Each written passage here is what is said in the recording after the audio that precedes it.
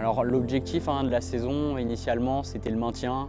Faut pas oublier que l'année dernière on était qu'en N3, quasiment la création de l'équipe. Donc on est en N2 cette année. C'est vrai qu'au vu de la première compétition, on n'est pas là seulement pour de la figuration, on va pas se le cacher. La deuxième journée de championnat a pu être un peu plus complexe, donc les objectifs peuvent évoluer au cours de la saison. Mais je pense que notre objectif déjà c'est d'être bien présent en N2, le maintien, et puis pourquoi pas aller chercher la montée en N1 si c'est possible, bien entendu.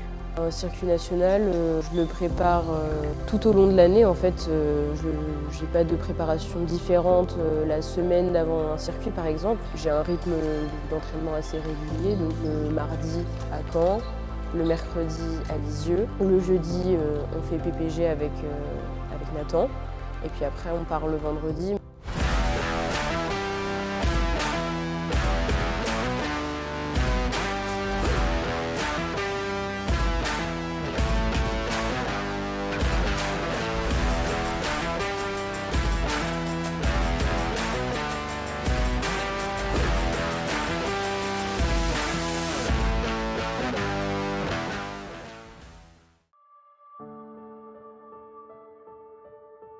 J'ai commencé l'escrime en 2009 au club de Touques. C'était un peu un hasard parce que mon papa connaissait la présidente du club et elle nous a proposé de venir tester avec mon frère.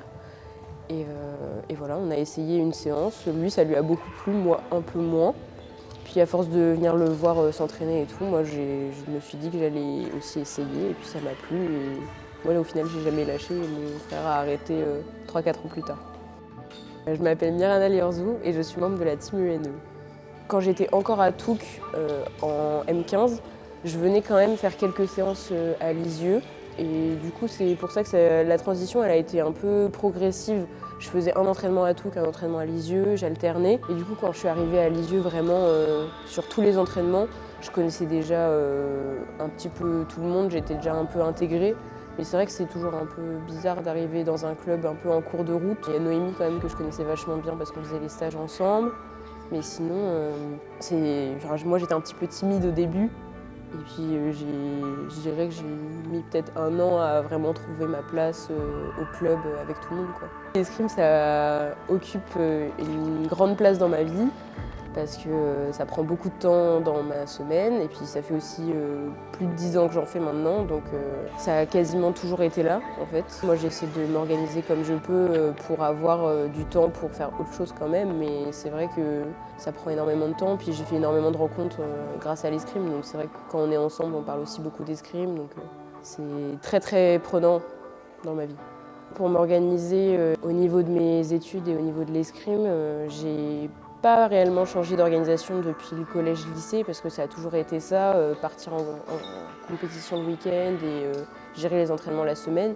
C'est juste que là maintenant j'ai plus de cours, mais j'ai toujours une organisation hyper rigoureuse au niveau des emplois du temps. J'arrive à tout faire, mais il faut que ce soit planifié avant, quoi. Je peux pas faire les choses à la dernière minute, il faut que j'ai tout de prévu dans ma tête et c'est comme ça que j'arrive à m'organiser. Et puis moi mes études c'est ma priorité, donc si jamais je sens que je suis un petit peu en retard ou quoi dans mes cours, je vais pas hésiter à dire je fais sauter cet entraînement-là et puis après ça ira mieux et je pourrai reprendre comme je peux.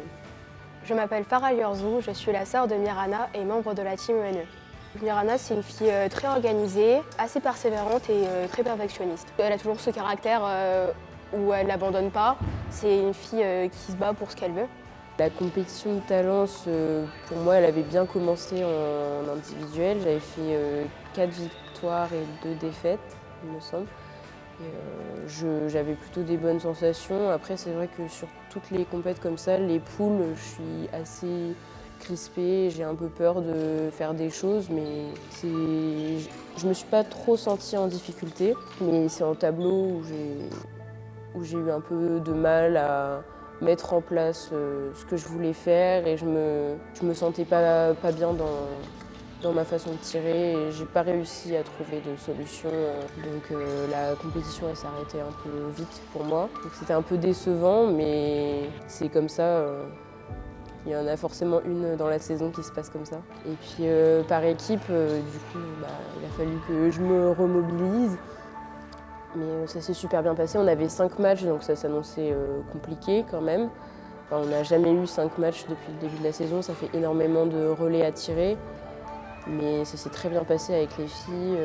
On a su être présente tout le long de la compète, sur tous les matchs. Donc il n'y a pas trop eu de soucis de ce côté-là. On a fait 4 victoires et 1 défaite ce jour-là. Et voilà, c'est un super bon souvenir. Je pense que c'est la meilleure compétition par équipe qu'on ait fait par rapport à Montélimar, où on a eu peut-être un peu plus de mal à être dedans sur des équipes qui étaient abordables. Là, vraiment, on a su rester à fond sur toutes les équipes. On est très proches, même si maintenant on n'habite plus dans la même ville, parce que du coup elle est à Caen. Elle essaie de me remettre dans le droit chemin quand je m'écarte un petit peu. Mais on rigole toujours bien ensemble. Et puis voilà. Je pense que c'est vraiment une très bonne tireuse et vous, ça me ferait vraiment très plaisir de tirer avec elle. C'est vrai qu'on était 5 pour 4 places. Je pense pas que ça ait amené une certaine concurrence parce que on n'était pas. On a tous envie de tirer par équipe, mais je pense que la sélection pour l'équipe, elle était juste parce que du coup, on prenait les 4 premières filles au classement. Mais je suis sûre que Emma, cette année qui n'a pas tiré, elle pourra tirer l'année prochaine. Ça tournera, à mon avis.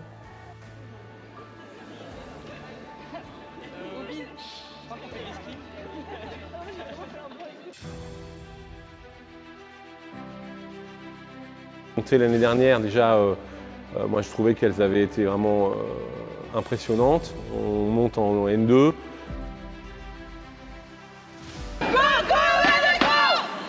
On va peut-être jouer la montée au championnat de France à Châlons.